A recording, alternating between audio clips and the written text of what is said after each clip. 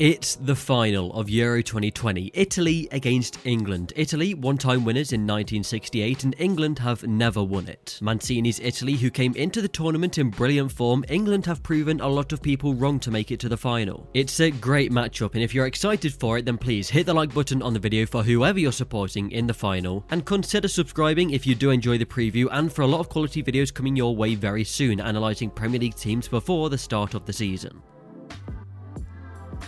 So let's look into the stats for each team and how they've looked as we now enter the final. To do that, we can use OneFootball, which gives you access to all the stats you'd ever need, the latest news and everything surrounding football. Firstly, going on to Italy's profile here, we can see that they've averaged 2 goals scored per match and 0.5 conceded. Italy were on a great streak of matches without conceding. However, now they've conceded 1 goal in each of their last 3 matches, and the last match against Spain was a goal conceded in open play. In terms of attacking, 12 goals scored and 3 of them have been outside the box, which is the second most in the tournament after Denmark. And none of their goals have been headed goals either, so it's going to be defending on the ground for England and not worrying about a target man in the box. On the England side of things, it's now 1.7 goals scored per match and 0.2 goals conceded after Damsgaard's free kick being the first goal they've conceded in this tournament. It's still not an open play goal that they've conceded though, which is a positive for England. However, this is something that will become harder to do against Italy, who will congest the box and are strong in the air. OneFootball is great for looking at how teams and players have performed and knowing the latest transfer news, scores and so much more. So to download it onto your phone, simply click the link in the description.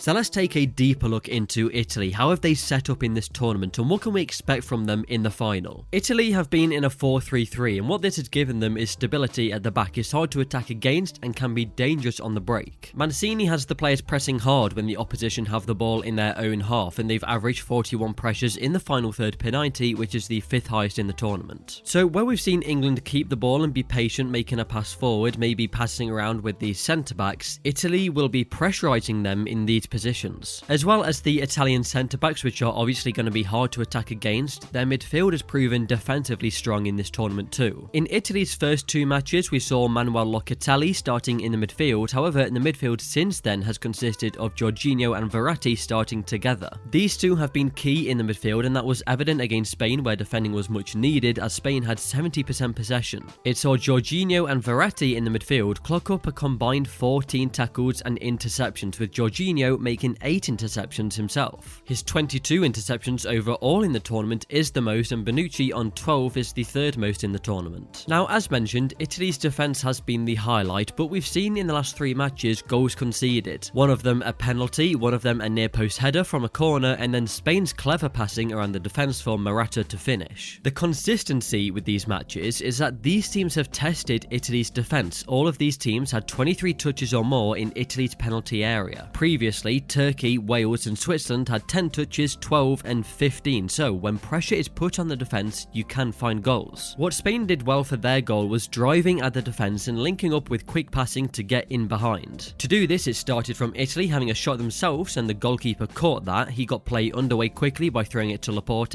and Laporte was allowed time on the ball. This meant that Morata came deep to collect the ball, and this is when he received it and ran forward, passing to Dani Olmo in a quick 1-2. Morata then suddenly had it in the box, where he put it in the back of the net with a clever finish. The space opened up in behind as Chiellini came forward towards Morata as he was driving forward with the ball, and this is what opened the space in behind for Olmo to pass into. And Morata was going at full speed at this point. Chiellini was stood and not quick off the mark, so it made it look easy getting into the box, but it was a goal that used speed, penetration and short passing around a defender to create a chance and score. England have to see this as an opportunity to do something similar, and it's a goal which suits Harry Kane's style of play, where he wants to come deep and receive the ball. This is perfect for him to find space, drive at the defence, linking up with Sterling or another player to find a goal that way. It's different to what England have done throughout the tournament with their patient build-up, but it's a proven way to get through the Italian defence. In attack, Italy's main creative threat is Insigne. The only player to play more passes into the penalty area than him is Jordi Alba. With the most shot-creating actions for Italy, it's very likely that he'll be in the build-up to any chances created. He plays in the left wing in their 4-3-3 and so far being being the creative player, hasn't registered an assist but has scored 2 goals. Also in their front line, 23-year-old Chiesa has been impressive, starting their last 2 matches and scoring a great goal against Spain. He looks dangerous on the ball with his speed, and last match played a really clever and nice pass for Berardi, but his shot was saved. He's the tricky forward in the team and the player who will be a handful for England as he moves everywhere. He's quick to move in a particular direction and can be a threat from long range, shooting at goal, which he proved against Spain. What was very evident in the Spain match was the way that Italy looked to attack them. Italy looked to play direct and quick when they got the ball, progressing the ball in a fast manner to the forwards and moving into free space. It's how the first goal came about, in fact, right from Donnarumma throwing the ball out quickly, Verratti to Insigne on the wing, a pass with great technique from him into masses of space for Immobile. Laporte made a good challenge, however Chiesa picked up the loose ball and scored, but right from the goalkeeper, fast forward direct passes is what made the goal. A massive miss in the team is Spinazzola at left back. He was one of the players of the tournament for me. What he was so good at doing on the left flank was progressing the ball, which was so important and effective for Italy as they have the ball deep and then need to get it out. He was a great outlet for getting the ball higher up the pitch. He'd push really high up the left flank and link up with the forwards to create a chance, and at times he'd find himself so far forward he'd be in the box and looking to shoot at goal. He was able to get 2 assists for Italy, and that is the joint most for the team with Verratti. The player coming in for him is Chelsea's Emerson, and he just doesn't have the same effect as Spinazzola to have the confidence to run forward with the ball and be as influential as Spinazzola was to them. We've seen Italy's attack be dangerous, however, a match in where they struggled was against Austria. In 90 minutes that match finished 0-0 and it had to go to extra time to find any goals. So why exactly were Austria able to keep Italy so quiet for 90 minutes? Well, when we look at these stats in terms of pressures, Austria have pressured Italy the most, more than any other team that they've played. Austria with 256 attempted pressures and 80 successful pressures, and I have to say a lot of that was from a pressing machine in the Austria team in Konrad Laimer. Usually at club level at RB Leipzig, Laimer is a defensive midfielder, however in this match for Austria he started on the right flank, so his pressing was higher up the pitch. It saw a really committed and defensive display from the whole Austria side. You saw Laimer, Schlager, Baumgartner, Grilic in the midfield, all playing massive parts to stopping Italy, breaking them down. The average position of Grilic in this team is sort of similar to what I want to see from Declan Rice, almost sitting between the centre backs. The rest of the team was able to defend a little higher up the pitch, but Grilic was the player that stayed back and only pressurised the Italy players as they entered the defensive third and got closer to goal. And the interesting thing to take from this match, and probably the most important, is how Austria set up a 4-2-3-1, which is how I think England will and should set up against Italy in the final. For England then, this I'm sure is going to be a match focusing on breaking down Italy and being wary of their direct fast counter-attacks. It's a match where they will have more of the ball. England will be controlling what is happening in the match, and it's down to them to create the chances. They need to give themselves the best chance in doing so, and that's where the team selection plays a big part in this match. Previously, Sterling and Saka have been in the team for their pace and being hard to handle as they run into space and attempt to take on players. Now against an Italian side who won't give you that space so easily in behind, the space to run into after playing quick passes won't be there too often. If Saka does play in this match, I think he can still be effective in tight spaces, attempting to use his acceleration to get past players and draw fouls. However, what I feel is that this is a match for Jack Grealish. I'm not sure it will happen. He's only started 1 match so far in this tournament, so can we really see Southgate starting him in a final? I'm not really sure I can, but the reason why I think he is suited to this match is because England need quality, precision passing, clever flicks and lobs into the box, which Grealish is all about. A pass of his quality that only he can pull off might be what's needed to break down Italy to create that one chance that England need. With more possession, you want to make use of that. This match is about passing and waiting for the right opportunity, looking for passes that can hurt Italy and not so much about running into space in behind. So I stick with the 4-2-3-1 for England. It's needed really as you look to create chances against a compact defence. And still being wary of their counter-attacks, Rice and Phillips stay in the team for me. This could be a match for Jordan Henderson though. Southgate has stuck with Rice and Phillips in the previous matches and I'm not sure I can see it changing. Jordan Henderson is the other midfielder as the option to bring in to bring that leadership and experience in big matches, but Southgate does seem to have put his trust in Rice and Phillips and they've put in good performances, so I think they will stay in the first 11. To make sure we do have cover for Italy's counter-attacks, I think you'll need to see Rice sitting deep to make sure we definitely have a third man back. Walker has got better throughout the tournament as well, so I think with him being a little bit more cautious too, his pace to track back will be vital, especially to deal with Insigne on the left flank. In moments like this where you're trying to break Italy down, I think this is where it becomes hard to create a good chance because that box is congested. You've got Bonucci and Chiellini in there who are really strong in the air. If you're putting in floated balls in the air, it's most likely they're going to be headed away before they can find Harry Kane. So I think it's difficult to create a good chance in these moments, but that's exactly why Jack Grealish is in there, as I think he gives you that increased chance of making something happen. Otherwise, that's where I think driving